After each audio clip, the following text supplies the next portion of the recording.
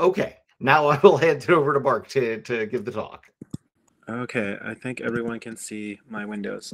I definitely encourage a high level of interactivity. Feel free to interrupt with questions. I'll be trying to keep an eye on the spatial chat and Discord.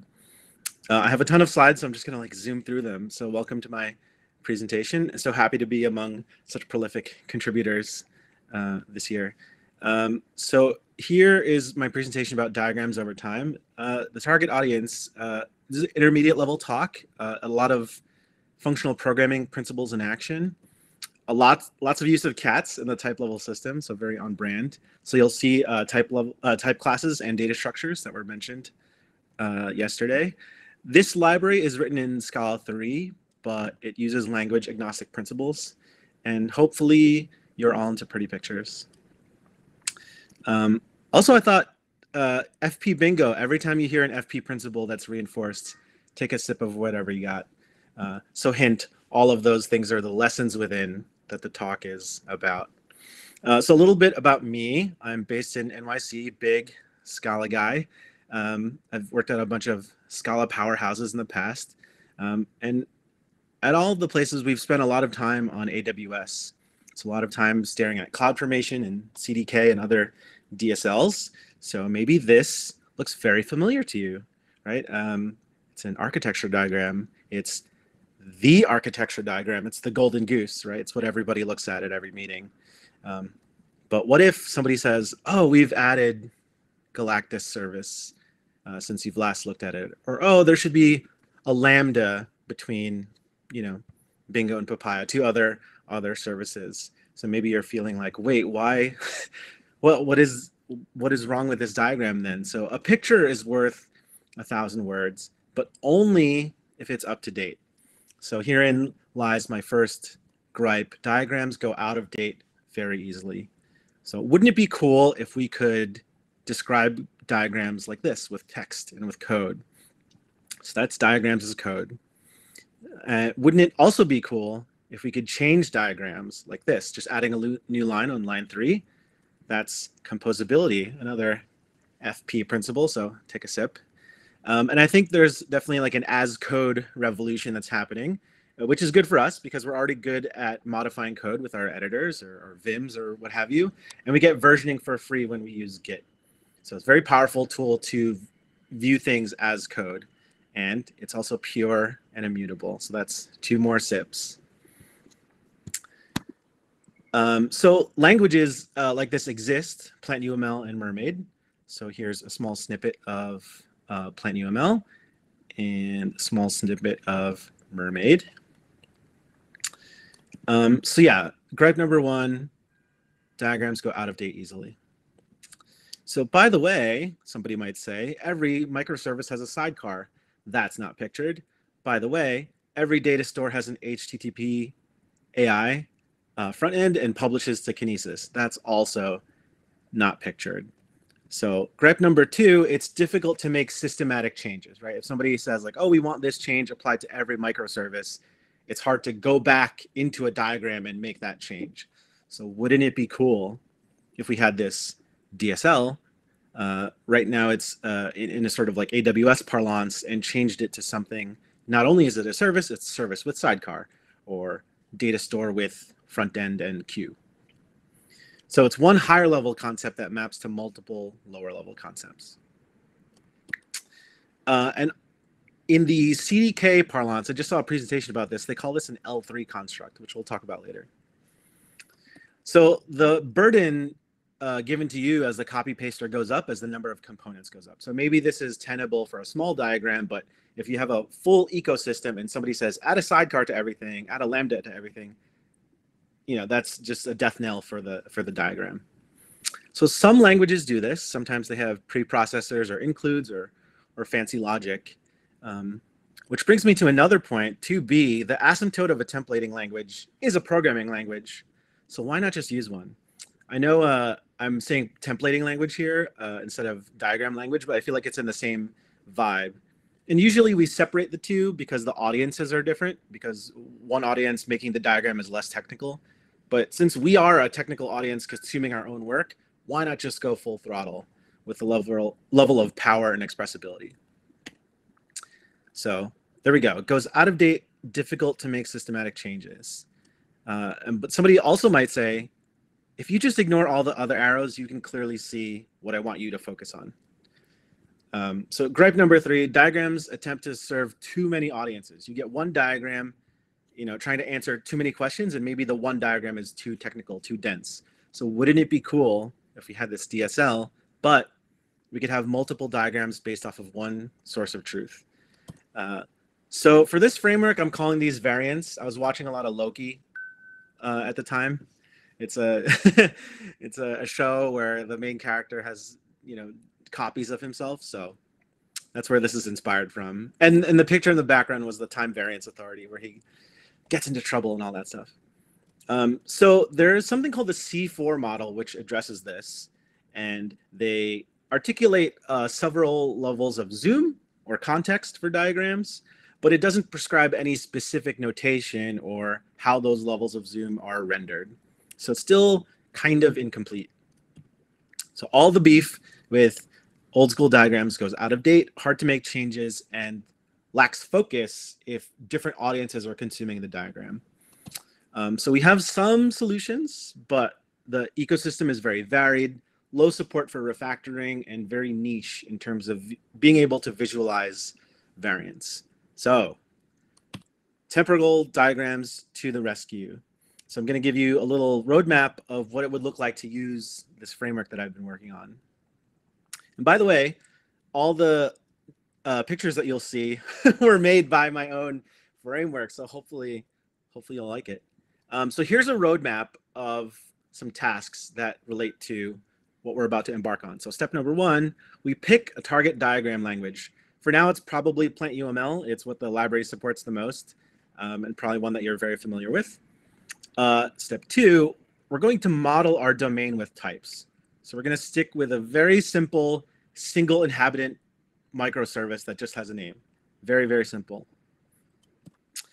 Next, we're going to describe our diagram with our data types. So we have our class, and now we just need to instantiate it. So we're naming one microservice foo. Yeah, and let me know if things are going okay. If this is clear so far.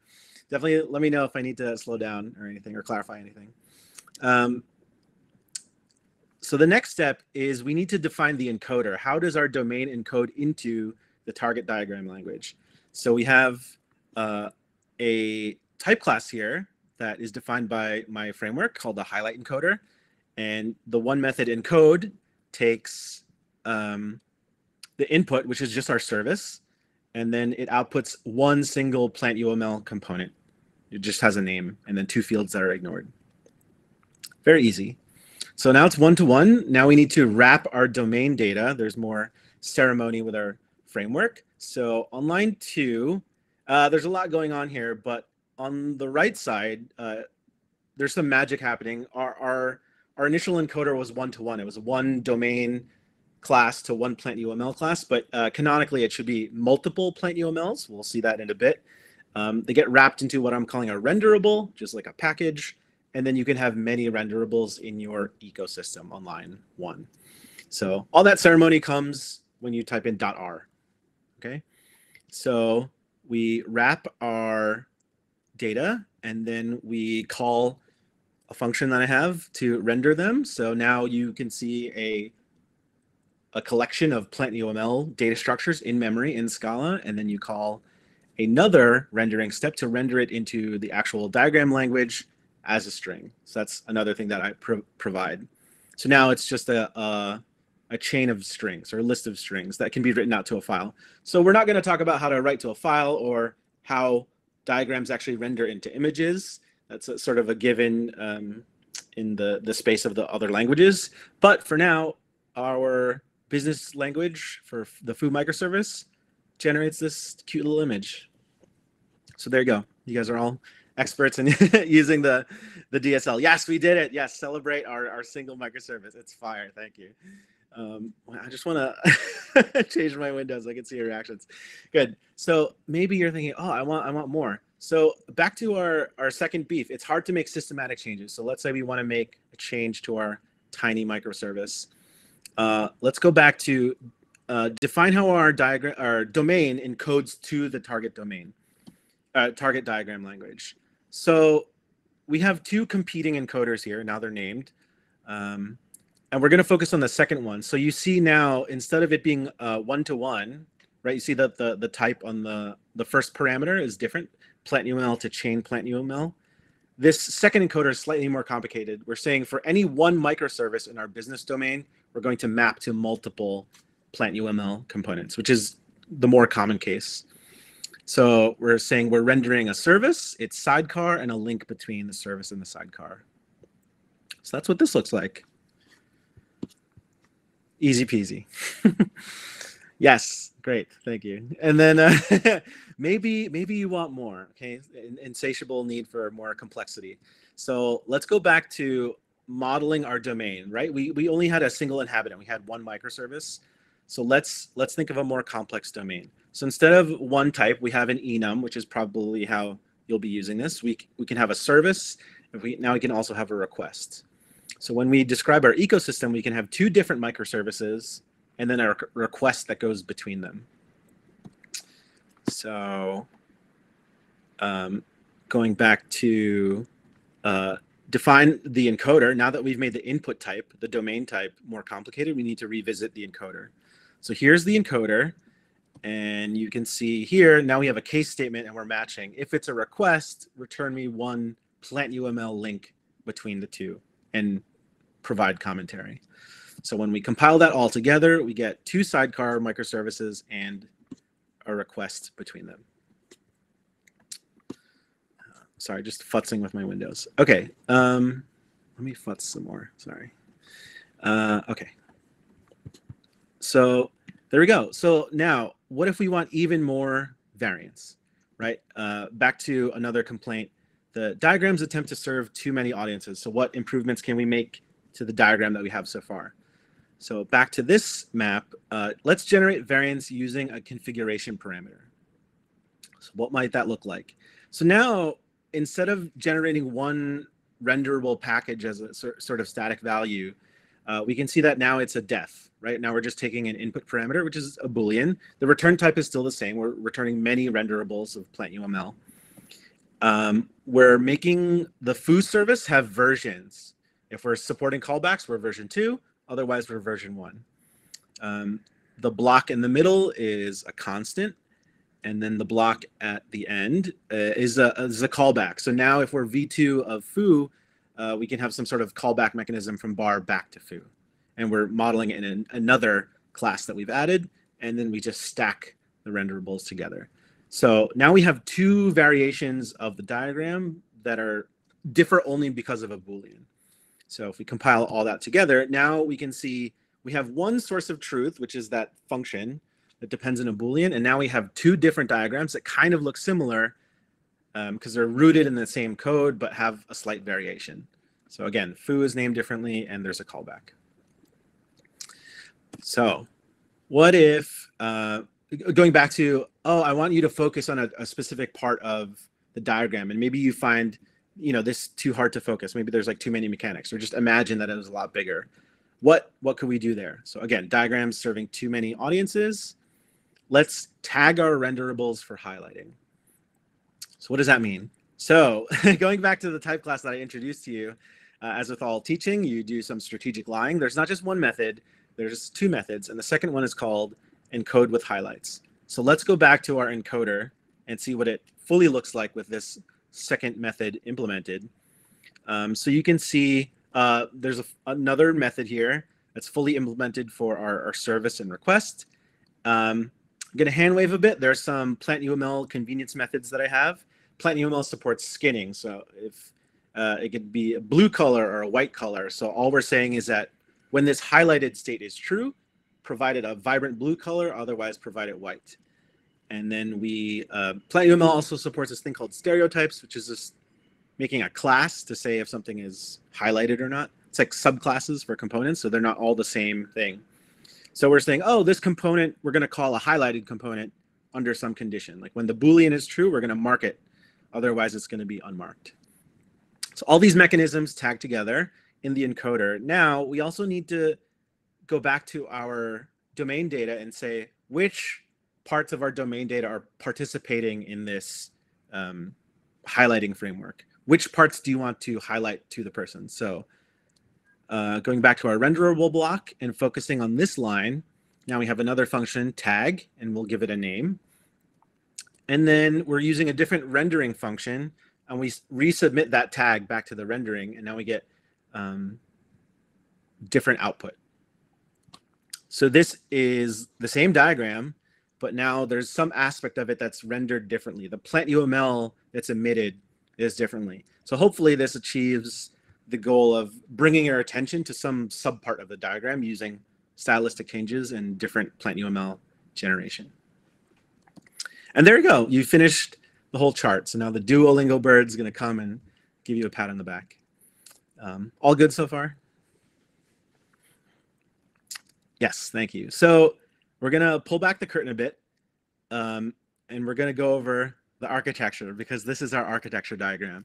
So this is what the chain of events looks like. You have your DSL on the left. Oh, the config for your DSL. In the toy example that we talked about, it was a Boolean.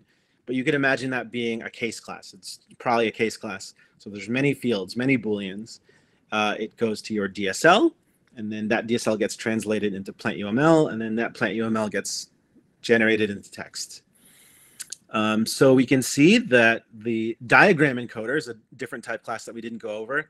That is provided by the framework and governs how PlantUML Scala structures are encoded into a string. This is the highlight encoder, the part that we implemented together, where you take your DSL and implement how it highlights or doesn't highlight and compiles to PlantUML. And then this is your function that generates variants. It takes your config and then generates the many renderables.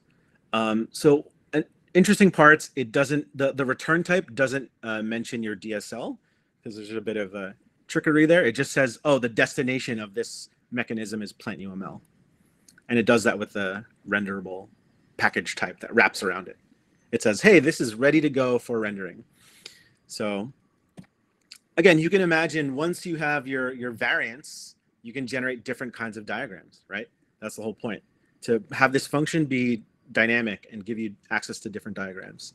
So again, everything scales. Your config to DSL function is responsible for generating all those variants, and then the encoders stay the same. The highlight encoder is still managing that middle part, and the diagram encoder is still managing that tail end part where all the PlantUML is done and just needs to be shoved into a text file. So imagine we could also support a different target language. So we've only been talking about PlantUML, but I did mention Mermaid earlier. So in some near future, you could compile your DSL to Mermaid as long as you define that bridge, right? So your config doesn't change, your DSL doesn't change. You implement a new bridge. I implement the framework implements the Mermaid encoder, and then you get Mermaid diagrams for free based off of the same source of truth. Another fun trick that we could do is, let's say you have a vocabulary for a diagram and you want to import somebody else's stuff. Like let's say you have your microservices and then you want, Amazon or GCP components in your diagram that are not translated. You can also have this foreign DSL.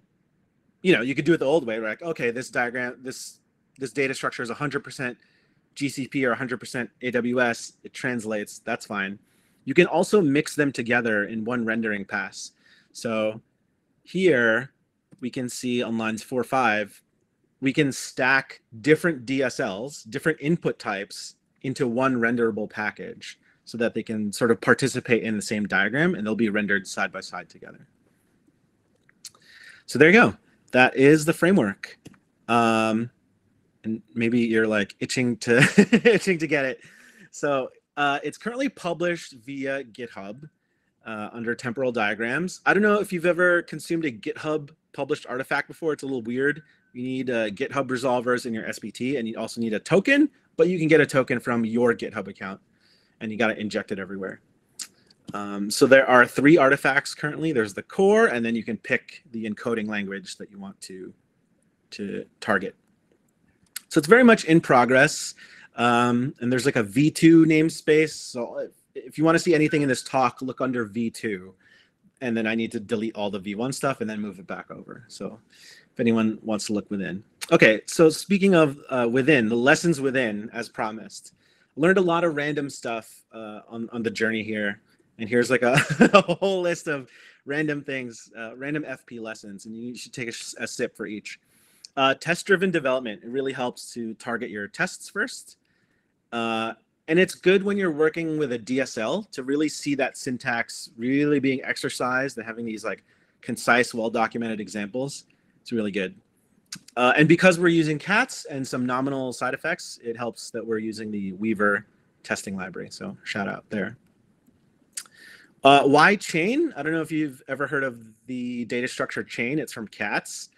It's just like a list or a sequence, but it has better performance for constant append or prepend, which is what I think this workflow does a lot of. So it's a coin toss. I probably didn't need it. It's not a performance sensitive environment, but just thought cool use of chain. Why not?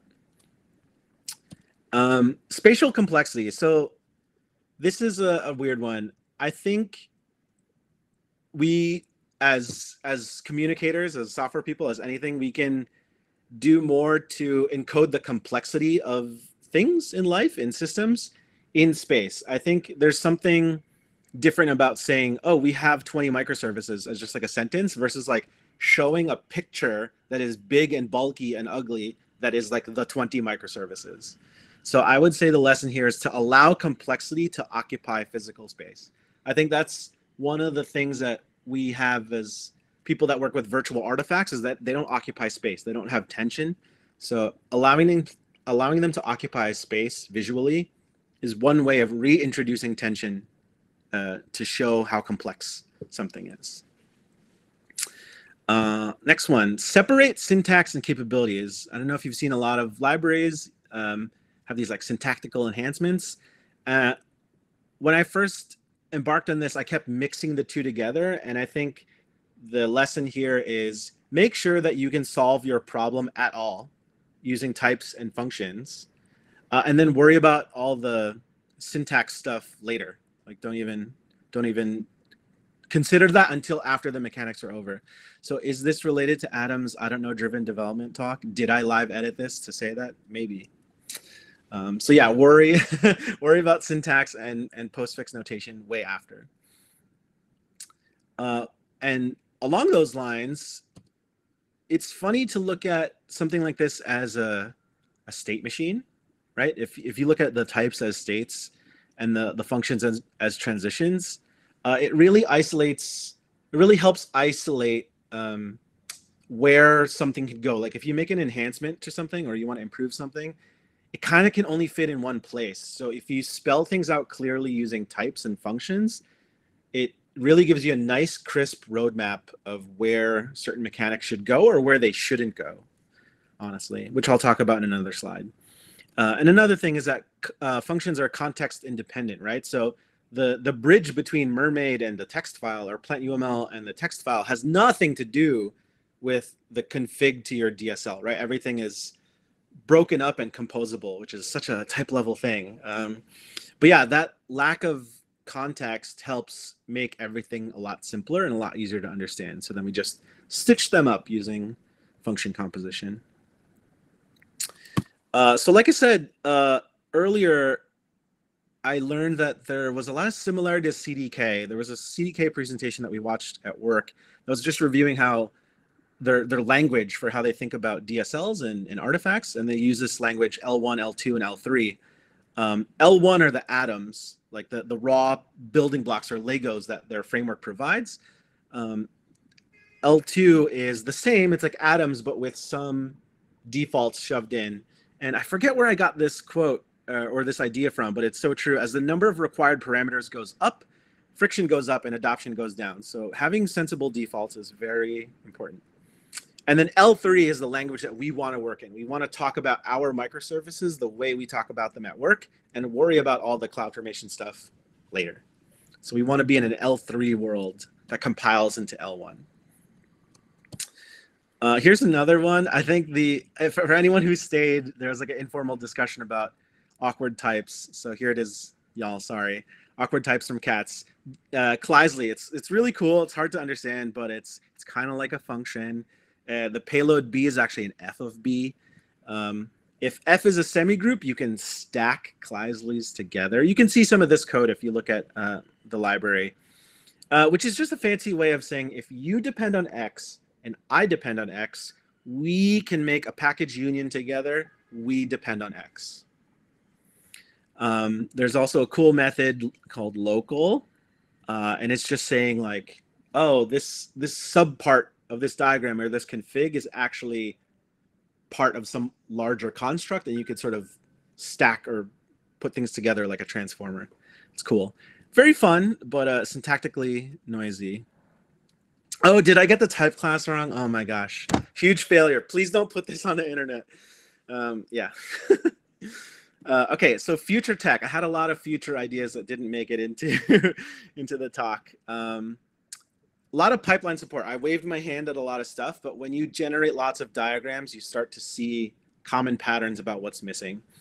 Writing to files, describing transitions between diagrams. Generally, you want to modify a diagram or a config one aspect at a time. You're not rewriting the config for each diagram generally.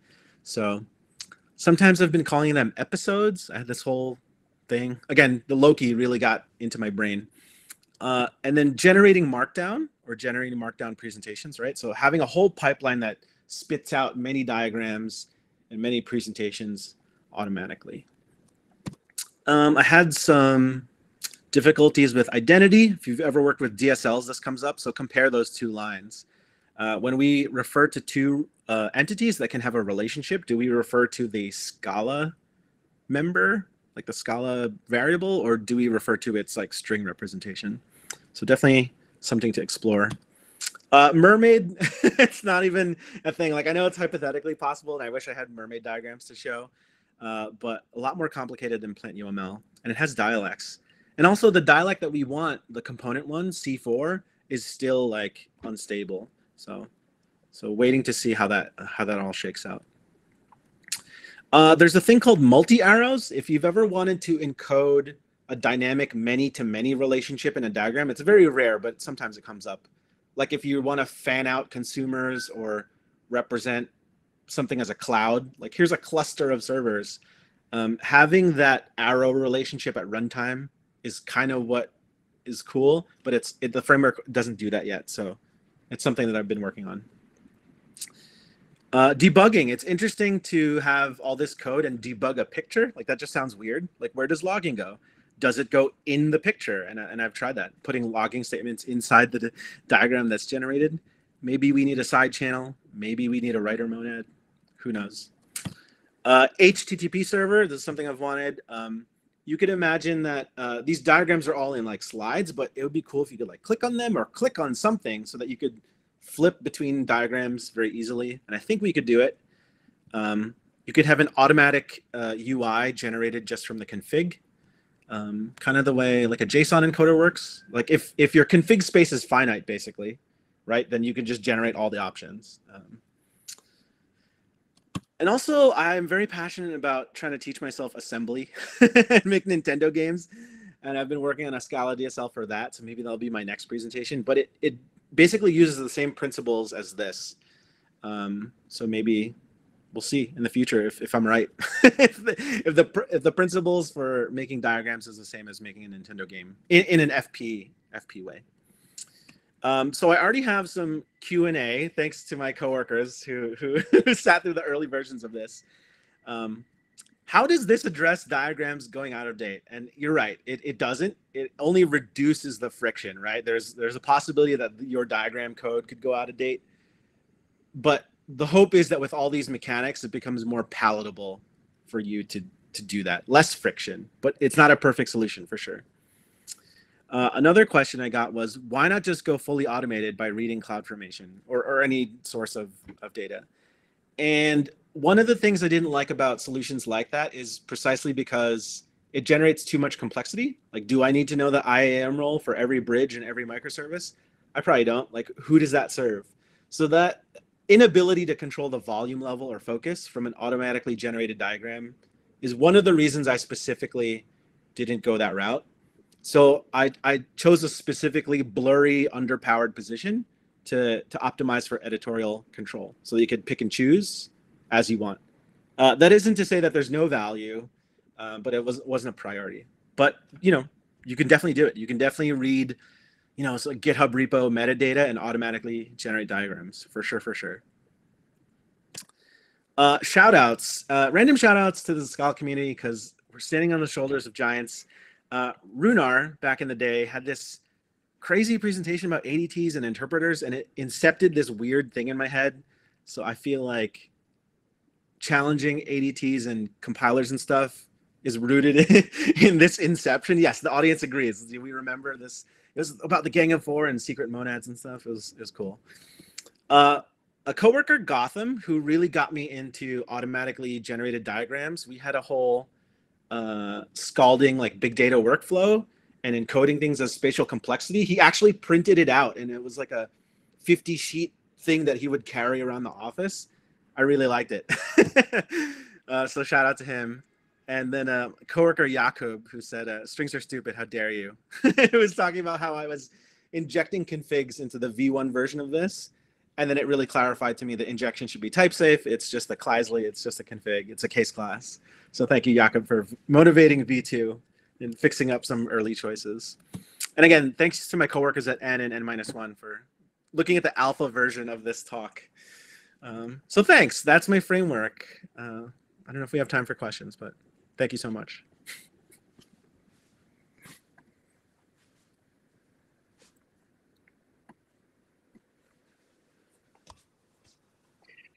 Thank you, Mark. This is great and terribly, terribly useful looking. I have a suspicion that work.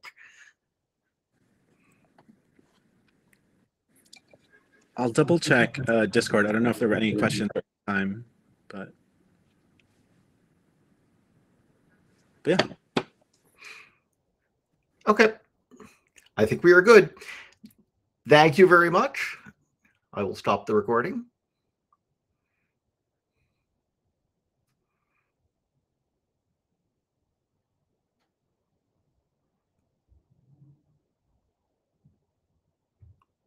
I will try to stop the recording.